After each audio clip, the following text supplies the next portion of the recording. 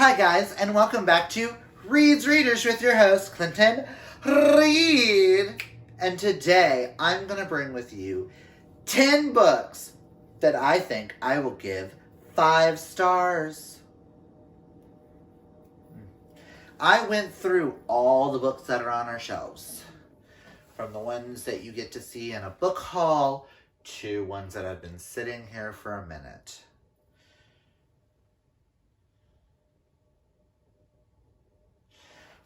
Honestly, I think only one's been sitting here like super long.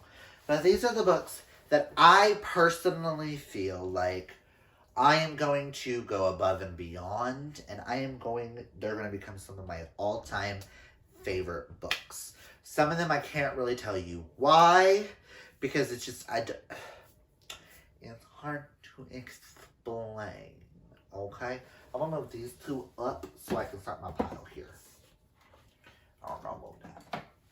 So first off, in the number 10 slot is The Ninth House by Leigh Bardugo. I really do think that this one will become a new favorite. I am an uber fan of dark academia, books set in school settings, paranormal elements, secret societies. It's all up my alley. And we all know I love shit like that. I gobble that shit up. And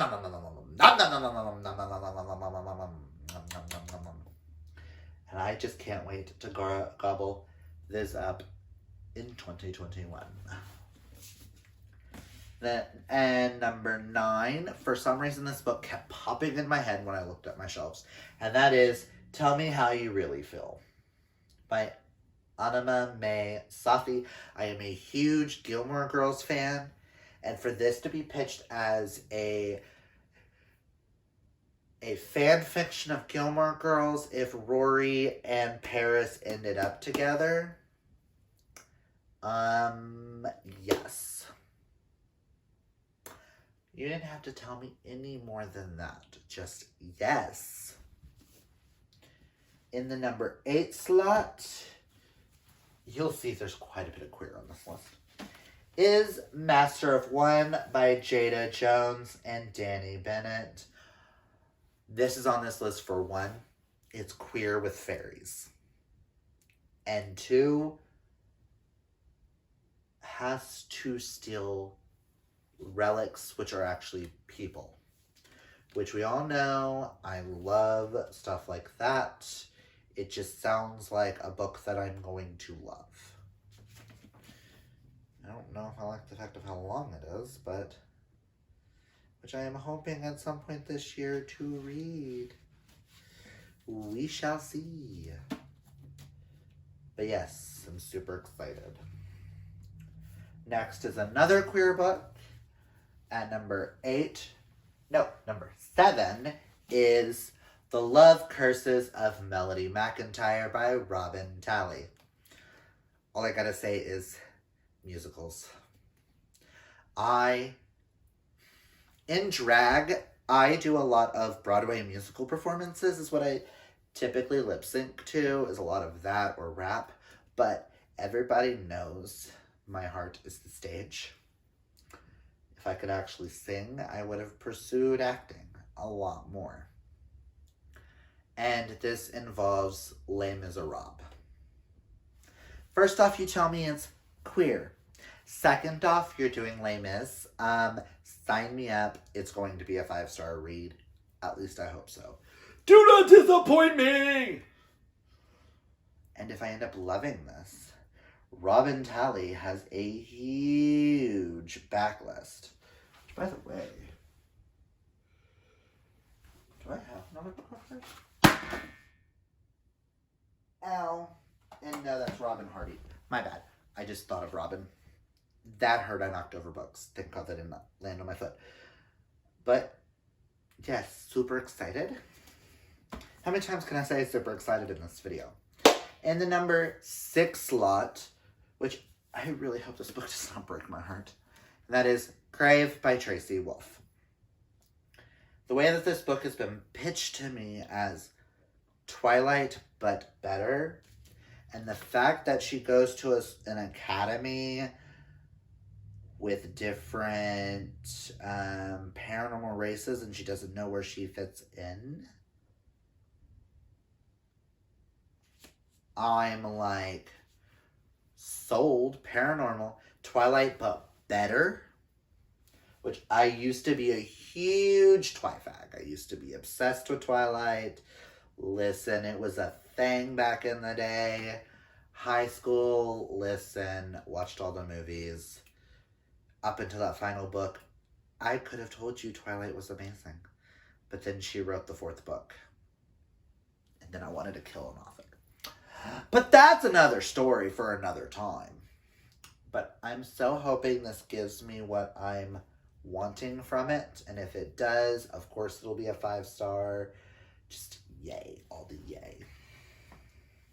And the number 5 slot is We Were Liars by E. Lockhart, which all I know is something about a family and summertime and that they all lie. But several of my friends have read this and absolutely love it.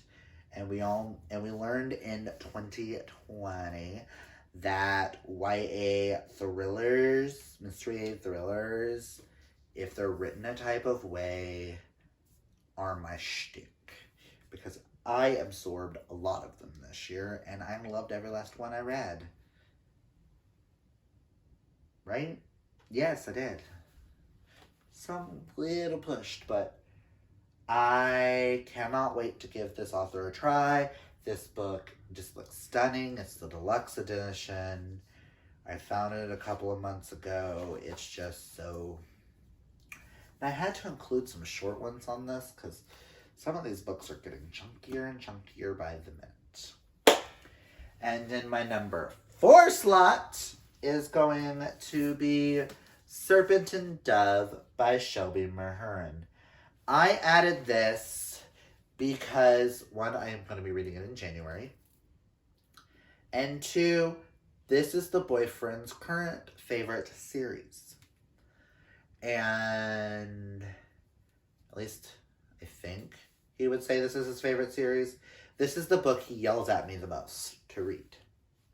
So I'm going to be reading this series in 2021, and he will be reading The Deceivers by Kristen Simmons, our goal. And after I finish the first 2 of these, I have an entire cup back there of books on the shelves that he wants me to devour. So, and this is one that all I know is it's about a witch who has to marry a witch hunter in 1918 something. Whenever like the Salem witch trials happened. And this also involves like France. So I'm super excited. Again, let's play a drinking game with how many times did Clint say super excited in one video? In my number 3 slot, we all know why this book is getting put here. Thank you, Kaylani, for hyping it up this year. But that is Crescent City, House of Earth and Blood by Sarah J. Maas. We all know I'm a huge ACOTAR fan, and I will be starting Throne of Glass in January. I didn't feel like putting Throne of Glass on here because it felt like it was going to be a little too obvious that I may fall in love with that series. But this is actually her first official adult novel, which I know absolutely nothing about. Bound by Blood, Tempted by Desire, Unleashed by Destiny. Urban fantasy, paranormal, angel, lover thing. Just, it's Sarah J. Maas, and this cover is stunning. So, yes. Next, in my number 2 slot for 5-star predictions is going to go to Kingdom of the Wicked by Carrie Maniscalco. We all know Stalking Jack the Ripper is one of my favorite series. And I hate to say it again, super excited to read her next series. Which all I know is this follows a set of twins where one ends up twin witches where one ends up dying, and two sisters, one brutal murder, a quest for vengeance that will unleash hell itself, and an intoxicating romance. And apparently, like, the Kingdoms of Hell, Seven Kingdoms of Hell are based off of the Seven Deadly Sins. So, I can't wait to dive into this. And the number one slot for 5-star predictions goes to, drumroll please, The House in the Cerulean Sea by T.J. Klune. Because it's T.J. Klune. And this seems to be everybody's favorite book of 2020. Lisa's making everyone's top list. Between this, Crescent City, and Addie LaRue, which are the three most popular books I have seen in everyone's, like, tops of the year. So, I can't wait to see if this will end up being in the tops of my 2021 reading. So these are the 10 books that I'm hoping to read throughout 2021. Some of them are on here because they, like, Ninth House I'm already reading. Crave, Serpent and Dove, Crescent City, Kingdom of the Wicked, and House in Cerulean Sea are already being read for certain projects. But I'm going to throw in some of the others. But if you've read any of these books, comment down below and let me know your thoughts. Do you think I'm going to love them? Are there any on here you really want an in-depth review on?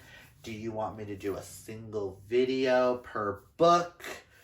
Comment all your thoughts down below. If you're new and you like this video, might as well hit that thumbs up. And if you really like me, you can hit that subscribe button.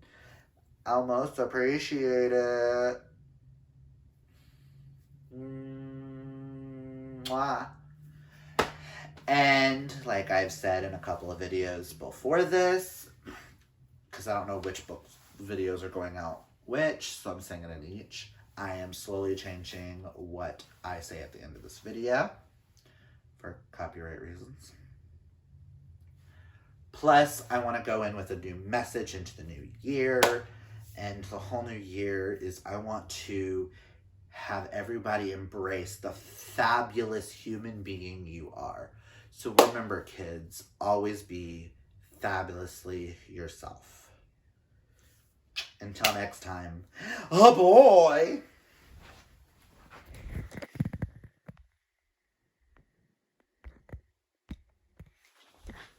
I'm on. Oh.